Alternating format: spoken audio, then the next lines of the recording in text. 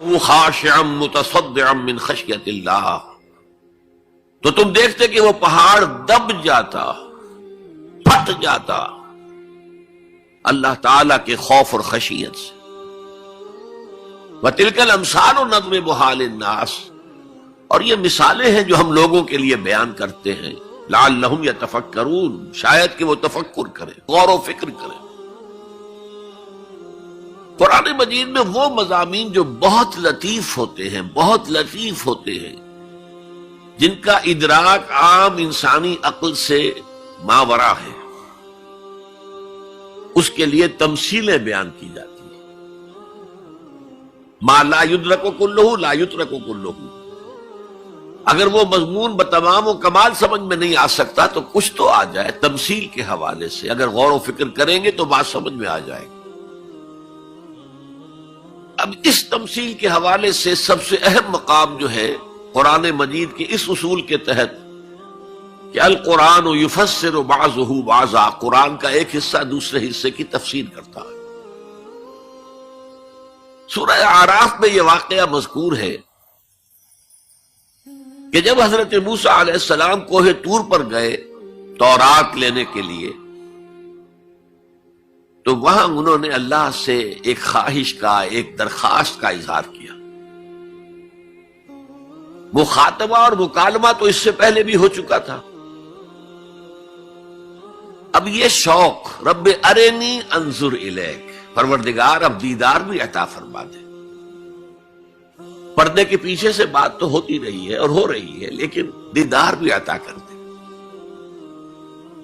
اللہ نے فرمایا لن ترانی، تم مجھے ہرگز نہیں دیکھ سکتے، ولیکن انظر الی الجبل، لیکن وہ سامنے والے پہاڑ پر نگاہ جماؤ، فَإِنِ اسْتَقَرَّ مَكَانَهُ فَسَوْفَ تَرَانِي، اگر وہ اپنے مقام پر قائم رہ جائے، ہم اپنی ایک تجلی اس پر ڈالیں گے، اگر وہ جھیل جائے اس تجلی کو تو تم بھی سوچنا کہ ہمارا دیدار کر سکو گے۔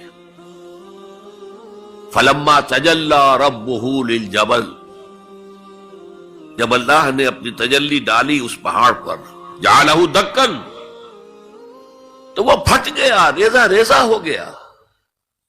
وَخَرَّ مُوسَىٰ صَعِقًا، اور حضرت موسیٰ بے ہوش ہو کر گر گئے۔ حالانکہ تجلی براہ راست حضرت موسیٰ پر نہیں تھی، تجلی پہاڑ پر تھی، اور حضرت موسیٰ بالواسطہ اس تجلی کا مشاہدہ کر رہے تھے، لیکن اس تجلی کا نتیجہ کیا نکلا؟ پہاڑ پھٹ گیا، ریزہ ریزہ ہو گیا، اور حضرت موسیٰ بے ہوش ہو کر گر گئے۔ اب یہ واقعہ ہے، وہاں تو تمثیل بیان ہوئی اور یہ واقعہ ہے۔ تو جو اثر اللہ تعالی کی ذات کی تجلی کا ہے، وہی اثر اللہ کی جو صفت ہے کلام، اس کی تجلی کا ہے۔ اس لیے کہ صفت کس کی ہے؟ اللہ کی ہے صفات ذات حق حق سے جدا یا عین ذات، متکلمین اس مسئلے کا حل ہی نہیں کر پائے۔ کلام اللہ کی صفت ہے، اس کی صفت کی بھی وہی تاثیر ہے۔ یہ آیت قرآن مجید کی عظمت کو واضح کرتی ہے، جیسے کہ وہ ہے فی نفسہ ہی۔ اب دیکھیے کوئی چیز بہت عظیم ہے، بہت عظیم ہے، بہت عظیم ہے، اگر مجھے اس سے کوئی فائدہ نہیں تو مجھے اس سے کوئی دلچسپی نہیں ہوگی۔ تو اب جو دوسرا مقام میں آپ کو سنا رہا ہوں، یہ سورہ یونس کی 2 آیات ہیں۔ یہ ترتیب میں نوٹ کرا چکا ہوں، 1 آیت، 2 آیتیں، 4 آیتیں، 6 آیتیں، 8 آیتیں۔ فرمایا یا ایھا الناس قد جاءتکم موعظۃ من ربکم وشفاء لما فی الصدور وہدی ورحمۃ للمؤمنین قل بفضل اللہ وبرحمتہ فلذلک فلیفرحوا ھو خیر مما یجمعون۔ اے لوگوں، تمہارے پاس آ گئی ہے نصیحت، موعظت تمہارے رب کی طرف سے۔ وہ صرف موعظت نہیں ہے، سینوں کے اندر جو روگ ہیں، جو امراض ہیں، ان کا علاج بھی ہے، شفا بھی ہے۔ شفاء لما فی الصدور. تیسرے درجے میں وہ ہدایت ہے، وہ بتاتی ہے کدھر جاؤ کدھر نہ جاؤ. جیسے آپ نے دیکھا ہوگا پہاڑی راستوں پر قدم قدم کے اوپر کوشن ہوتا ہے، یہاں سپیڈ کم کر لو ورنہ تم کسی کھائی میں جا گرو گے. تو یہ ہدایت کیا ہے؟ دیکھو ادھر مت جانا، ادھر جاؤ. اگر ادھر جاؤ گے تمہارا سارا معاملہ تلپٹ ہو جائے گا. یہ ہے ہدایت. اور جو چیز دنیا میں ہدایت ہے وہ آخرت میں رحمت ہے. ہدم و رحمت للمومنین. اب میں چاہتا ہوں ان چار الفاظ میں جو ربط ہے اسے سمجھیں. دیکھیے اگر کسی ایسی زمین پر بارش برسے جو اوپر سے بہت سخت ہے تو پانی بہہ جائے گا، زمین میں جذب نہیں ہوگا تو کوئی رویدگی پیدا نہیں ہوگی. اگر دل سخت ہے تو قرآن مجید ان پر کوئی اثر نہیں کرے گا. اس کے لیے سب سے پہلے موعظہ کی ضرورت ہے، وعظ کی ضرورت ہے، نصیحت کی ضرورت ہے تاکہ دل نرم پڑ جائے. انسانی دل جب سخت ہوتے ہیں تو ان کی سختی چٹانوں سے زیادہ ہوتی ہے. سورہ بقرہ میں فرمایا ثم قست قلوبکم فہی کالحجارۃ او اشد قسوہ. یہودیوں سے خطاب ہے. ثم قست قلوبکم من بعد ذلک فہی کالحجارۃ او اشد قسوہ. اے بنی اسرائیل، تمہارے اس طرز عمل کے نتیجے میں تمہارے دل سخت ہو گئے اور اب وہ پتھروں سے زیادہ سخت ہے. لہذا سب سے پہلے ضرورت کیا ہے؟ دل کی زمین کو نرم کیا جائے، اس میں ہل چلایا جائے. یہ کام ہے موعظہ کا، وعظ کا، نصیحت کا. ہمارے معاشرے میں کسی زمانے میں وعظ کا بڑا رواج تھا. آج کل یہ چیز ختم ہو گئی، بلکہ وعظ کو گھٹیا بات سمجھا جاتا ہے. بھائی کوئی عقلی بات کرو، کوئی علمی بات کرو، تم تو وعظ کہہ رہے ہو. گویا کہ وعظ گھٹیا چیز ہے. نہیں، وعظ سے دل میں رقت پیدا ہوتی ہے، نرمی پیدا ہوتی ہے. تو قرآن مجید ہی سب سے بڑا موعظہ ہے. ہم نے بدقسمتی سے کیا کیا، جب وعظ کہے جاتے تھے تب بھی مثنوی مولانا روم سے، ضعیف احادیث سے، واعظ دستاں زنو افسانہ بند. واعظ بڑے اونچے اونچے ہاتھ چلا کر اور افسانہ جو ہے بیان کر رہا ہے، لیکن اس کا حال کیا ہے؟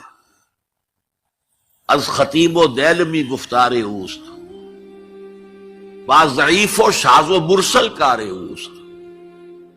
وہ خطیب بغدادی یا دیلمی کی جو احادیث ہیں، جو سب سے گھٹیا درجے کی کتابیں حدیث کی، سب سے کم تر درجے کی کتابیں حدیث کی، ضعیف کتابوں کے یوں سمجھئے کہ بہت بڑے مجموعے، وہاں سے وہ حدیثیں لا رہا ہے. الضعیف و شاذ و مرسل کار ہو، ضعیف حدیث، شاذ حدیث، مرسل حدیث سے وہ بیان کر رہا. قرآن سے اس کا کوئی تعلق.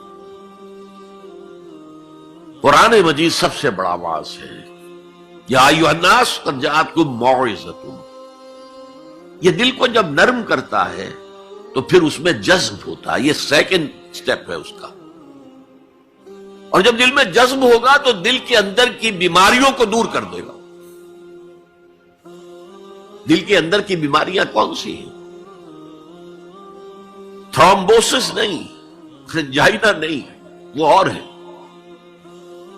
وہ دل کی بیماریاں جن کے لیے قرآن شفا ہے، وہ ہے تکبر، حسد، حب مال، حب دنیا، حب جاہ، حب شہرت. یہ ہیں وہ چیزیں کہ جو اصل ہیں، جو دل کے امراض ہیں. ان سب کو جڑ سے نکال کر پھینک دے گا قرآن حکیم. یا ایھا الناس قد جاءتکم موعظۃ من ربکم وشفاء لما فی الصدور. وہ ہدن، اور وہ ہدایت ہے. انفرادی زندگی کے لیے بھی ہدایت ہے، اجتماعی زندگی کے لیے بھی ہدایت ہے. کبھی اگر سورہ فاتحہ پر آپ غور کریں جو ہماری نماز کا جزو لازم ہے، تو ہم پہلے کہتے ہیں الحمدللہ رب العالمین الرحمن الرحیم مالک یوم الدین ایاک نعبد و ایاک نستعین.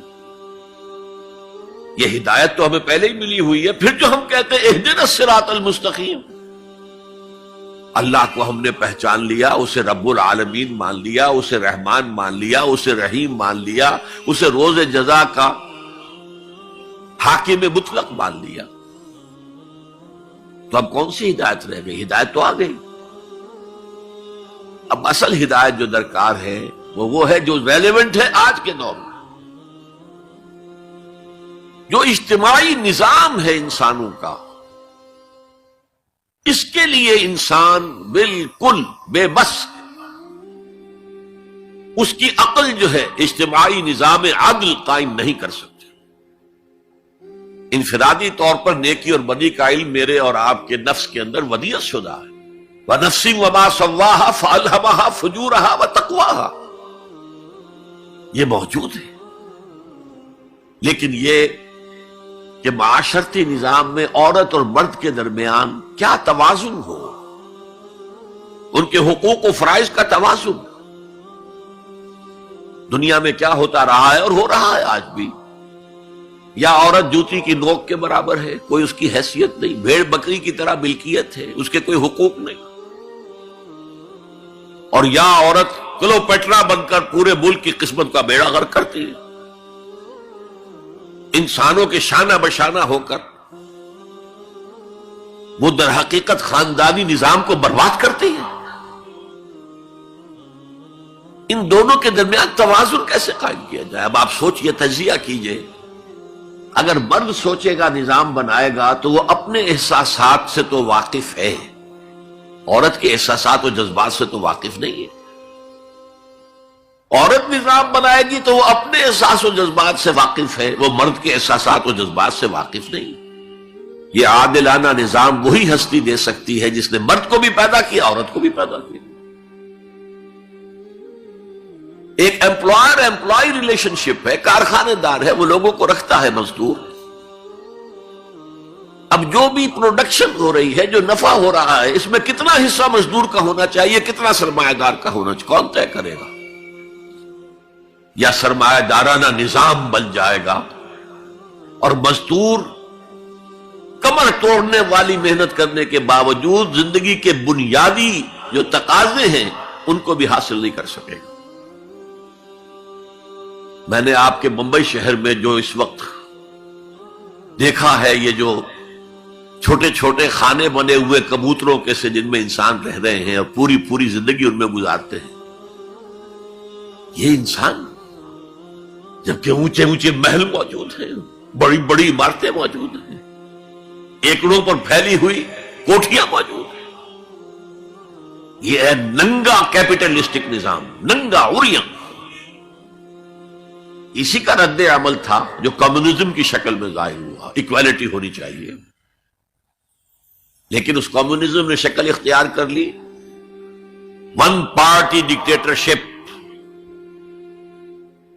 تمہیں کوئی حق حاصل نہیں ہے، نہ کچھ کہہ سکتے ہو، نہ تنقید کر سکتے ہو، نہ رائٹ آف ایسوسیشن ہے، نہ right of expression of opinion ہے. بس کام کرو، تنخواہ لو، روٹی کھاؤ، اللہ اللہ خیر سا. یہی وجہ ہے کہ وہ نظام بھی مر گیا.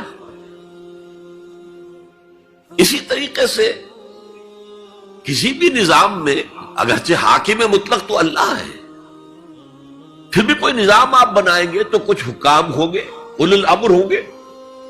خلافت راشدہ میں بھی تھے نا، امیر المومنین تھے، اولو الامر تھے. عوام میں اور ان کے درمیان حقوق و اختیار کا توازن کیا ہو، کون طے کرے گا؟ اولو الامر تو چاہیں گے سارے اختیارات ہمارے پاس ہوں، ٹوٹلیٹیرین سٹیٹ قائم ہو جائے گی. عوام چاہیں گے ہمارے پاس ہوں اور ہمیں اتنی آزادی ہو کہ مادر پدر آزاد ہو جائیں، جو چاہیں کریں. ہومو سیکشول ہو جائیں، ہومو سیکشول میرجز کریں، ہمیں کوئی روکنے والا نہ ہو. تو میں نے آپ کو بتایا اجتماعی نظام کے یہ 3 گوشے ہیں: معاشرتی نظام، معاشی نظام، سیاسی نظام.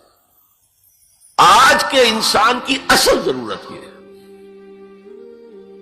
اس لیے کہ اس طرح کا ہمہ گیر نظام اس سے پہلے تھا ہی نہیں، لوگوں کو آزادیاں تھیں۔ آج آپ کا پورا تعلیمی نظام بھی اسی نظام کے تحت ہے۔ آپ کہاں لے جائیں گے اپنے بچوں کو؟ آپ ان کے حوالے کر کے اپنے ہاتھ دھو لیتے ہیں۔ You wash your hands of your children. وہ نظام جو چاہے گا بنا دے گا ان کو۔ گلا تو گھونٹ دیا اہل مدرسہ نے تیرا، کہاں سے آئے صدا لا الہ الا اللہ؟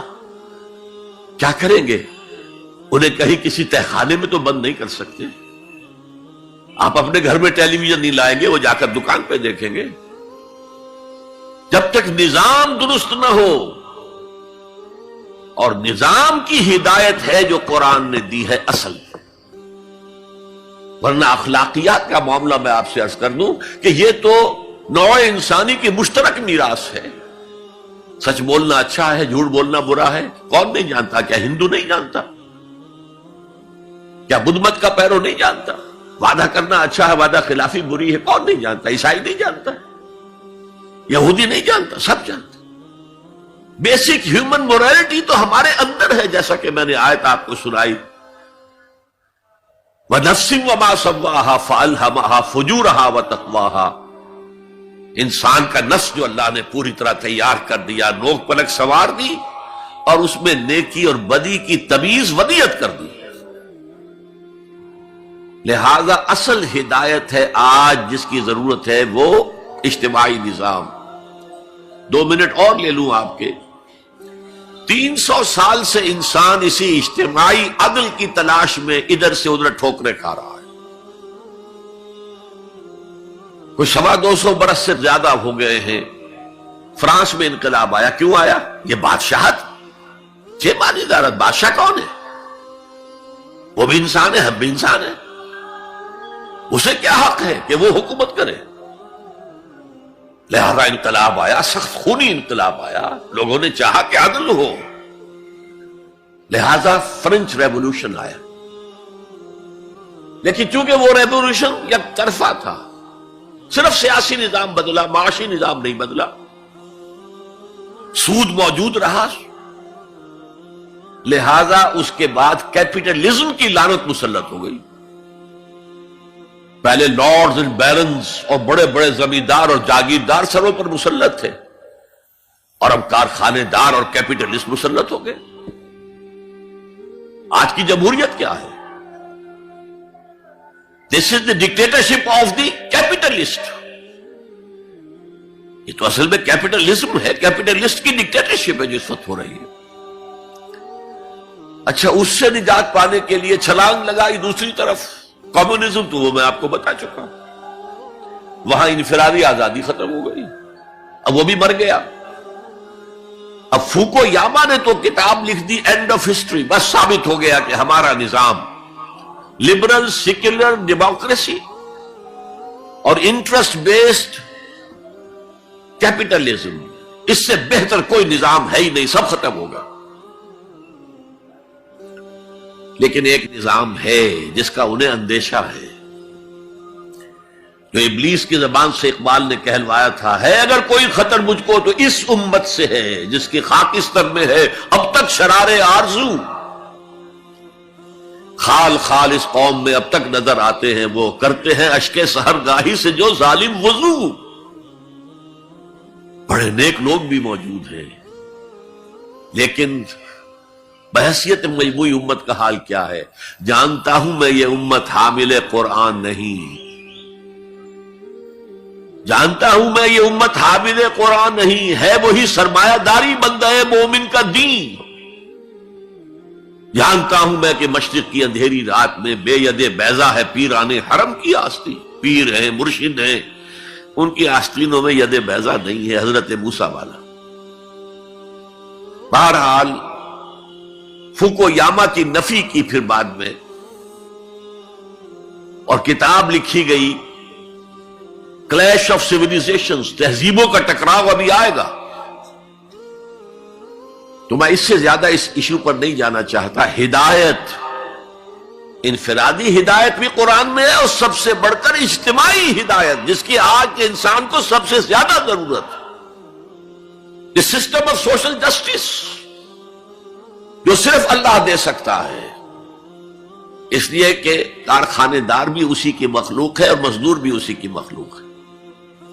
جو اولو الامر ہے وہ بھی اسی کے پیدا کرنا ہے اور جو عوام ہے وہ بھی اسی کے پیدا کرنا ہے. مرد بھی اسی کا پیدا کرنا ہے، عورت بھی اس کی پیدا کرتا ہے. جیسے ایک حدیث میں آتا ہے الخلق عیال اللہ، تمام مخلوق اللہ کے کلبے کے مانند ہے. وہ عدل دے گا، وہ سوشل جسٹس دے گا، وہ توازن دے گا آپ کو معاشرتی نظام میں، معاشی نظام میں، سیاسی نظام میں. اس کا نتیجہ چوتھا جو نکلے گا رحمت للمومنین، اب وہ رحمت ہوگی آخرت. جیسے حضور نے فرمایا الزہراوین نام دیا سورہ بقرہ کو اور سورہ آل عمران کو. الزہراوین، زہرا کہتے ہیں بہت تابناک حضرت فاطمہ زہرا رضی اللہ تعالی عنہ. الزہراوین یہ دو بدلیوں کی صورت میں میدان حشر میں ظاہر ہوں گی اور جو ان سے محبت کرنے والے تھے ان پر سایہ کریں گی جبکہ کسی کے لیے کوئی سایہ نہیں ہوگا. تو یہ رحمت کا ظہور ہوگا قرآن کا قیامت کے دن. اب اگلی آیت دیکھیے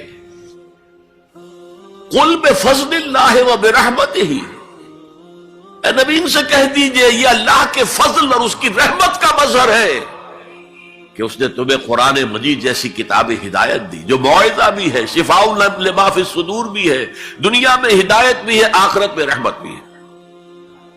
قل بفضل اللہ وبرحمتہ فبذلک فلیفرحوا، اگر جشن منانا ہے تو اس کا مناؤ، خوشیاں منانی ہے تو اس کی مناؤ. ہوا خیر مما یجمعون، یہ دولت ان تمام چیزوں سے زیادہ قیمتی ہے جو انسان جمع کرتا ہے.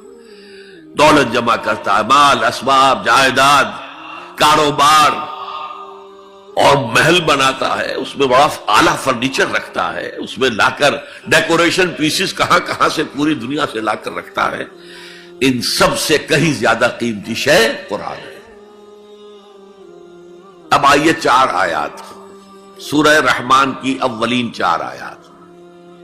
الرحمن، یہ جملہ نہیں بنا، یہ تو صرف مبتدا ہے،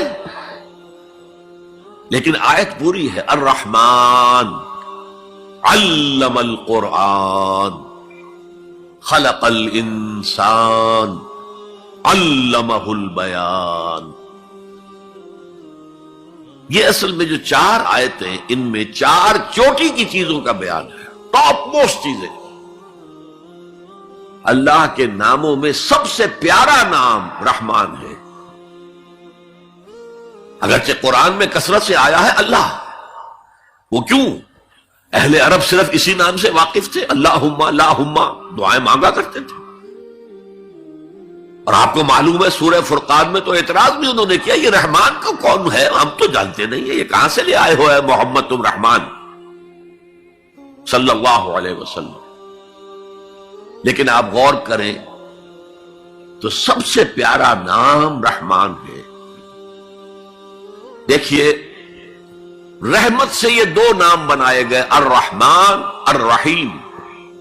113 مرتبہ تو تمام سورتوں کے سے پہلے یہ آیت موجود ہے، الرحمن الرحیم، بسم اللہ الرحمن الرحیم. سورہ فاتحہ میں الحمدللہ رب العالمین الرحمن الرحیم. ان میں فرق کیا ہے؟ یہ جو فعلان کا وزن ہے، اس پر جو عربی میں لفظ آتے ہیں، اس میں کسی صفت کی ہیجانی کیفیت، طوفانی کیفیت، ٹھاٹھے مارتا ہوا سمندر، پہاڑوں ایسی لہریں، اسی سے غضبان بنا ہے، انتہائی غضبناک، بہت غصہ. اسی سے جوعان بنا ہے، بھوک سے مر رہا ہوں میں، انا جوعان. اسی سے عطشان بنا ہے، میں پیاسا مر رہا ہوں. اللہ کا لفظ، اللہ کا نام رحمان ظاہر کر رہا اللہ کی رحمت ٹھاٹھے مارتے ہوئے سمندر کی طرح ہے. اور رحیم فعیل کے وزن پر ہے، جس میں دوام ہوتا ہے، تسلسل ہوتا ہے. تو اللہ کی رحمت جہاں ٹھاٹھے مارتے ہوئے سمندر کی طرح ہے، ساتھ ہی وہ آہستگی کے ساتھ مسلسل بہنے والے دریا کے مانند بھی ہے، تسلسل کے ساتھ. اب ان دونوں کا ریلیشن اگر میں آپ کو ایک مثال سے سمجھاؤں، اگر کہیں کسی بس کا ایکسیڈنٹ ہو جائے اور آپ دیکھیں کوئی عورت جو ہے مردہ ہو گئی ہے اور کوئی شیر خار بچہ اس کی چھاتی سے چمٹا ہوا، اسے کیا پتا میری ماں مر گئی، اور کوئی آئیڈینٹیفیکیشن نہیں ہو رہی، کچھ پتا نہیں ہے یہ کون خاتون تھی، کہاں سے آئی تھی، کچھ نہیں پتا۔ آپ بتائیے اس وقت کون سا انسان ہوگا جس کے دل میں رحمت کا دریا جوش نہ مار جائے، اس بچے کی سرپرستی میں کر لوں۔ یہ انسان کی فطرت ہے، لیکن جب وہ گھر لے جائے گا تو ہو سکتا ہے کچھ دن کے بعد وہ محسوس کرے کہ میں نے خامخواہ کو یہ بوجھ اپنے اوپر لے لیا ہے، میرے تو اپنے بچے بہت تھے۔ گویا کہ جوش تو آیا، دوام اس میں نہیں ہے۔ اللہ کی رحمت ٹھاٹھے مارتے ہوئے سمندر کی طرح بھی ہے اور اس میں دوام ہے، دریاؤں کا سا دوام تسلسل سے بہنے والا۔ اور سب سے پیارا میں کیوں کہہ رہا ہوں یہ نام، ہمیں سب سے بڑی ضرورت رحمت کی ہے۔ دیکھیے اللہ رازق ہے، اللہ رازق ہے، ہمیں رزق دیتا تاکہ ہم زندہ رہیں، اور اس نے ہمیں زندگی اس لیے دی ہے لِيَبْلُوَكُمْ أَيُّكُمْ أَحْسَنُ عَمَلًا، تاکہ تمہارا امتحان لے۔ تو رزق دینا اس کی ضرورت ہے، میری ضرورت نہیں ہے۔ مجھے زندہ رکھنا چاہتا ہے تاکہ وہ امتحان میں دوں تو وہ رزق دے گا مجھے۔ لیکن رحمت کون سی چیز ہے؟ میں حدیث آپ کو سناتا ہوں۔ ایک دفعہ آپ نے فرمایا کوئی انسان محض اپنے عمل کی بنیاد پر جنت میں داخل نہیں ہو سکے گا جب تک کہ رحمت خداوندی دستگیری نہ کرے۔ اسی صحابی رضی اللہ تعالی عنہ نے بڑی ہمت سے، جرأت سے، بلکہ ہم کہہ سکتے جسارت سے کام لیا کہ پوچھ لیا حضور کیا آپ بھی؟ فرمایا ہاں میں بھی، الا یتغمدنی ربی برحمتہ، میں بھی داخل نہیں ہو سکوں گا جنت میں جب تک کہ میرا رب مجھے ڈھانپ نہ لے اپنی رحمت سے۔ تو سب سے پیارا نام کون سا ہوا؟ الرحمن۔ اب آئیے اگلی آیت، علم القرآن، اس نے قرآن کی تعلیم دی۔ جو پچھلا مقام ہم نے دیکھا تھا قل بفضل اللہ وبرحمتہ فبذلک فلیفرحوا، اس اللہ تعالی نے قرآن کا علم دیا، لیکن آپ سوچئے جو دوسرے علوم ہیں وہ کس نے دیے ہیں؟ یہ سارا سائنٹیفک نالج اور ٹیکنالوجی، یہ وہی تو علم آدم الاسماء کا ظہور ہے جو ہو رہا ہے۔ پوٹینشلی یہ سارا مادی علم حضرت آدم کی شخصیت میں ودیعت کر دیا گیا تھا، پوٹینشلی۔ جیسے آم کی گٹھلی میں پورا آم کا درخت ہے، علم آدم الاسماء کلھا، تمام نام سکھا دیے، اور ساتھ ہی وہ ایپریٹس دے دیا جس سے کہ یہ علم جو پوٹینشل تھا یہ ایکسفولیٹ ہو سکے، یہ کھلے۔ جیسے کہ کلی بند ہوتی ہے پھر کھلتی ہے تو 5 پتیاں ظاہر ہوتی ہیں، ایکسفولیشن۔ وہ ایپریٹس کیا ہے؟ ان السمع والبصر والفؤاد کل اولئک کان عنہ مسئولا۔ کانوں سے سنو، آنکھوں سے دیکھو، اس دماغ میں سینس ڈیٹا فیڈ کرو، پروسیس کرو، نتیجہ نکالو، میموری کے حوالے کر دو، اور سوچو اور دیکھو اور مشاہدہ کرو، نتائج اس سے نکالو، پچھلی میموری سے اس کو ٹیلی کرو، کوئی نئی چیز مل گئی ہے تو اس کو بھی سٹور کر لو۔ یہی ہے نا۔ میں مثال دیا کرتا ہوں کہ کسی شخص نے ہمارے آباء و اجداد میں سے کوئی 1000ویں پیڑھی ہماری ہوگی، ابھی تک انسان کسی سورس آف انرجی سے واقف نہیں تھا، پھل کھاتا تھا یا گوشت کچا کھاتا تھا۔ کسی شخص نے دیکھا کہ اوپر سے ایک چٹان گری اور نیچے بھی چٹان تھی، تو آگ کا شعلہ برآمد ہو گیا۔ اوہ یہ کیا ہے؟ اب اس نے ویریفائی کرنے کے لیے 2 پتھر لیے، ٹکرائے، شعلہ پیدا ہو گئے، آگ ایجاد ہو گئی، the most primary source of energy. اس سے آگے کسی نے دیکھا کہ ہانڈی چڑھی ہوئی ہے چولہے کے اوپر اور ڈھکنا اس کا ہلا، اسے کون ہلا رہا ہے؟ کوئی جن ہے، بھوت ہے، کون ہے؟ بعد میں معلوم نہیں، یہ سٹیم ہے، سٹیم میں طاقت ہے، سٹیم انجن ایجاد ہو گئے، چل پڑی گاڑیاں۔ فرنٹیئر میل آتا تھا پشاور سے بمبئی تک، چلا رہا ہے اسی سٹیم انجن سے۔ تو یہ علم ہمارا تدریجاً آگے بڑھا، لیکن یہ دیا ہوا اللہ کا ہے۔ لیکن تمام علوم میں چوٹی کا علم قرآن کا علم ہے۔ میں کہہ رہا تھا نا، ان چار چیزوں میں چار چوٹی کی چیزیں۔ اللہ کے ناموں میں سب سے پیارا نام رحمان، جو علم اس نے دیا تمام مخلوقات میں، اس میں چوٹی کا علم جو ہے وہ قرآن کا علم ہے۔ اب آئیے، خلق الانسان، پھر سوچے انسان کو پیدا کیا تو کیا جنوں کو نہیں کیا؟ کیا فرشتوں کو نہیں کیا؟ کیا یہ گیلیکسیز پیدا نہیں کی؟ کیا چاند اور سورج نہیں پیدا کیا؟ کیا ہماری اس زمین کے اوپر زندگی کی جو شکلیں ہیں، نباتاتی اور حیواناتی، یہ چرند ہیں اور پرند ہیں اور مچھلیاں ہیں، کس نے پیدا کی؟ سب کچھ اس نے پیدا کیا، لیکن اس کی کریشن کا کلائمیکس انسان ہے۔ سب سے بڑی اس کی تخلیق انسان، جو مسجود ملائک بن گیا۔ فسجد الملائکۃ کلھم اجمعون، کس قدر تاکید ہے، سجدے میں گر گئے تمام فرشتے، کل کے کل فرشتے جمع ہو کر 3 مرتبہ۔ کہیں شبہ رہ جائے جبرائیل نے نہیں کیا ہوگا سجدہ یا اسرافیل، نہیں، کلھم اجمعون۔ یہ انسان شاہکار ہے اللہ کی تخلیق کا۔ فرمایا ہے خلقتہ بیدی، اے ابلیس تو اس آدم کو سجدہ نہیں کرنا چاہتا جسے میں نے اپنے دونوں ہاتھوں سے بنایا۔ کیا معنی اس کے؟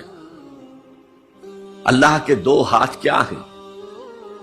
الا لہ الخلق والامر، 2 عالم ہیں، ایک عالم امر ہے، ایک عالم خلق ہے۔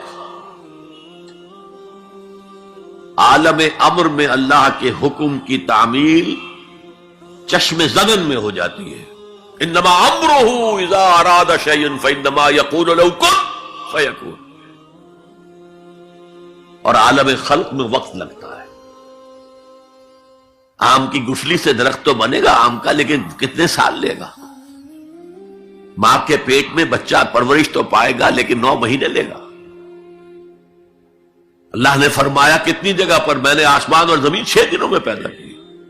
عالم خلق میں ٹائم کا ایلیمنٹ ہے، عالم امر میں کوئی ٹائم نہیں۔ عالم امر سے تعلق رکھنے والی صرف 2 مخلوقات ہیں، فرشتے اور انسانی ارواح۔ یسألونک عن الروح قل الروح من امر ربی۔ اور عالم خلق سے ہمارا یہ جسم ہے، حیوانی وجود ہمارا جو زمین سے آیا ہے، منہا خلقناکم وفیہا نعیدکم ومنہا نخرجکم تارۃ اخری، یہ یہاں سے آیا پھر یہی چلا جائے گا، روح وہاں سے آئی اور وہی لوٹے گی۔ انا للہ وانا الیہ راجعون، یہ ہمارا جسم تو نہیں جائے گا۔ الرحمن علم القرآن خلق الانسان علمہ البیان، انسان کو جو صلاحیتیں دی اللہ نے، ان میں سب سے بڑی صلاحیت قوت بیان ہے۔ اس لیے انسان کو اہل منطق کہتے ہیں حیوان ناطق، بولنے والا حیوان، یہ اپنے آپ کو ایکسپریس کرنے کی صلاحیت۔ یہ تمام صلاحیتوں میں چوٹی کی صلاحیت ہے۔ دیکھیے ہمیں آنکھیں دی ہیں، حیوانوں کی بینائی ہم سے کہیں زیادہ ہے۔ ایسے حیوان بھی ہیں کہ جنہیں لائٹ کی ضرورت ہی نہیں، بغیر روشنی کے دیکھتے ہیں۔ یہ باز اور شاہین بڑی بلندی سے زمین پر پڑی ہوئی سوئی کو دیکھتے ہیں۔ سماعت ہمیں دی تو بہت سے حیوانات کو ہم سے بہت زیادہ سماعت دی۔ آپ گھوڑے پر سوار جا رہے ہیں، آپ نے کوئی آواز نہیں سنی، گھوڑے نے سن لی ہے، اس کی کنوتیاں کھڑی ہو گئی، اینٹینا کھڑے ہو گئے۔ سوار کو معلوم ہوا کوئی خطرہ ہے، اس نے تو کچھ نہیں سنا تھا۔ پھر کتنے حیوان ہیں جو سونگنے کی قوت ان میں کتنی زیادہ ہے، ہر شے کو سونگ کر پتہ کرتے ہیں یہ ہمارے کھانے کی ہے کہ نہیں۔ اصل صلاحیت جو انسان کی صلاحیت ہے وہ قوت بیان ہے۔ آپ کو معلوم ہے بڑے بڑے وکیل ایک پیشی کے 5 لاکھ روپیہ لے رہے ہیں، کیوں؟ ان کے اندر بیان کی صلاحیت زیادہ ہے، جو مقدمے کو خوبصورتی سے پیش کر سکتے ہیں، ورنہ وہی قانون پڑھنے والے جو ہیں وکلا وہ جوتی پٹخار سے پھرتے ہیں، کوئی ان کو پوچھتا نہیں۔ اسی طرح آپ کو معلوم ہے دنیا میں بڑے بڑے جو ڈکٹیٹر بنے ہیں وہ قوت بیان کی بنیاد پر بنے۔ ہٹلر کی فائری سپیچز اس نے کہاں سے کہاں اسے پہنچا دیا۔ لیکن اب ان چیزوں کو جوڑیے، الرحمن علم القرآن، یہ ایک جملہ بنا ہے، رحمان نے قرآن سکھایا، خلق الانسان، انسان کو پیدا کیا، علمہ البیان، یہ 3 ویلیوز ہیں جو 4 آیتوں میں آئی ہیں۔ آپ نے میتھمیٹکس میں یا ارتھمیٹکس میں پڑھا ہوگا ریشو پروپورشن کا قاعدہ، نسبت و تناسب، 3 ویلیوز دے دی گئی ہے، چوتھی تلاش کرو۔ وہ چوتھی ویلیو کیا ہے؟ دیکھو، اگر تمہیں کوئی قوت بیان اللہ نے دی ہے، اسے قرآن کو بیان کرنے میں صرف کرو۔ جیسے ہم کہتے ہیں کہ توپ سے مکھی نہیں ماری جاتی، توپ جتنی بڑی شے ہے وہ مکھی مارنے کے لیے تو استعمال نہیں ہوتی۔ تمہیں اللہ نے قوت بیان دی ہے، اسے صرف پیسے کمانے کے لیے استعمال نہ کرو، اسے لیڈری چمکانے کے لیے استعمال نہ کرو، اس قوت بیان کو اس قرآن کے بیان کرنے میں استعمال کرو۔ یہ جو نتیجہ نکلا ہے یہ ایک حدیث میں آیا ہے، اور اس میں عجیب لطف ہے، الرحمن علم القرآن خلق الانسان علمہ البیان عن عثمان ابن عفان، وہی جو ہے قافیہ چلا آ رہا ہے، بخاری شریف کی روایت ہے، خیرکم من تعلم القرآن وعلمہ، تم میں سے بہترین لوگ وہ ہیں جو قرآن سیکھیں اور سکھائیں، پڑھیں اور پڑھائیں، سمجھیں اور سمجھائیں۔ یہ بہترین ہے، اس کو بہتر نہ کہیں۔ یہ خیر کے بعد من آ جائے گا تو یہ کمپیریٹیو ڈگری ہوگی، انا خیر منہ، ابلیس نے کہا تھا میں اس آدم سے بہتر ہوں، خلقتنی من نار خلقتہ من طین، مجھے تو نے آگ سے بنایا، اسے مٹی سے بنایا۔ اگر من نہ آئے تو یہ سپرلیٹیو ڈگری ہے، خیرکم، تم میں سے بہترین لوگ وہ ہیں جو قرآن سیکھیں اور سکھائیں۔ کاش یہ حدیث نقش ہو جائے نوجوانوں کے دل پر، کیریئرز کی تلاش کرتے ہیں، ایم بی اے کر لیں، کمپیوٹر میں ایم ایس کر لیں، کیریئر بنے گا، تنخواہ اچھی ملے گی، وہ سارا کچھ اس دنیا کے لیے، عارضی دنیا کے لیے، عارضی زندگی کے لیے ہے اور کچھ بھی نہیں۔ حضور فرما رہے سب سے اونچا کیریئر یہ ہے قرآن پڑھو اور پڑھاؤ، اور یہ تو ہمارے ذمے لگا کر گئے حضور۔ ختمہ حجۃ الوداع میں کیا کہا تھا؟ میں صرف تمہارے لیے تو نہیں بھیجا گیا تھا، وَمَا أَرْسَلْنَاكَ إِلَّا كَافَّةً لِلنَّاسِ بَشِيرًا وَنَذِيرًا، اے محمد ہم نے آپ کو نہیں بھیجا ہے مگر ساری نوع انسانی کے لیے بشیر اور نذیر بنا کر۔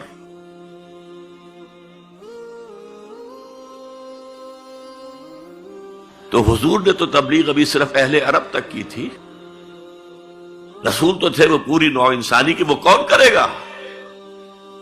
وَكَذَلِكَ جَعَلْنَاكُمْ أُمَّةً وَسَطًا لِتَكُونُوا شُهَدَاءَ عَلَى النَّاسِ وَيَكُونَ الرَّسُولُ عَلَيْكُمْ شَهِيدًا۔ ہم نے تمہیں امت بنایا، کس لیے بنایا؟ خیر امت بنایا، امت وسط بنایا، درمیانی امت بنایا، ایک کڑی ڈال دی ہے۔ دیکھیے حضور سے پہلے رسالت 2 کڑیوں پر مشتمل تھی صرف، اللہ سے جبرائیل نے لیا اور وقت کے رسول کو پہنچا دیا، اب وقت کا رسول پہنچا رہا ہے آگے۔ رسالت 2 کڑیوں پر تھی، حضور پر آ کر جب رسالت اور نبوت کی تکمیل ہو گئی، ختم ہو گئے، تو تیسری کڑی لگ گئی، اللہ سے لائے جبرائیل، پہنچایا قرآن کو، حضور نے پہنچایا امت کو، اور امت کے ذمہ اب پہنچاؤ ایک ایک انسان کو۔